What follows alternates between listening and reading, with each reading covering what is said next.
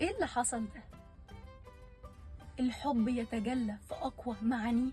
هو اللي حصل ده بجد مشهد يتم على مسرح، ولا كأن العالم كله واقف قدام المشهد ده بيسقف للي حصل؟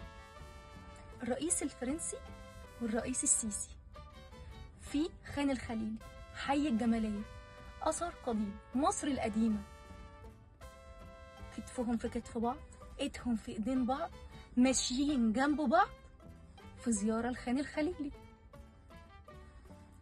هنا ظهر ان الحب ليه معنى اقوى بكتير عن اللي احنا نعرفه الحب الرومانسي.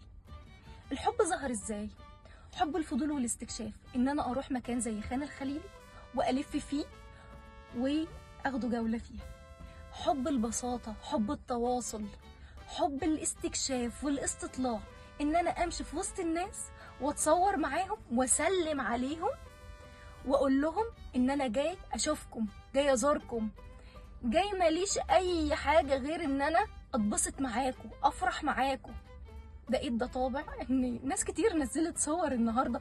اصلا انا ما انتظرتش ان انا البس اسود، الطقم اللي انا بصور بيه وارجع واعمل، لا انا نزلت بنفس الطقم اللي انا ماشيه بيه في الشارع. لا انا لازم اصور دلوقتي، لازم اطلع بالفيديو ده. حاجه كده حطت جوايا فرح غير عادي. لما في ناس نزلوا صور بيقولوا لما انا ادي الموبايل للسفاره واقول لهم انا هاخد تاشيره لفرنسا، خفة دم غير عادية. الناس مبسوطة قوي باللي حصل.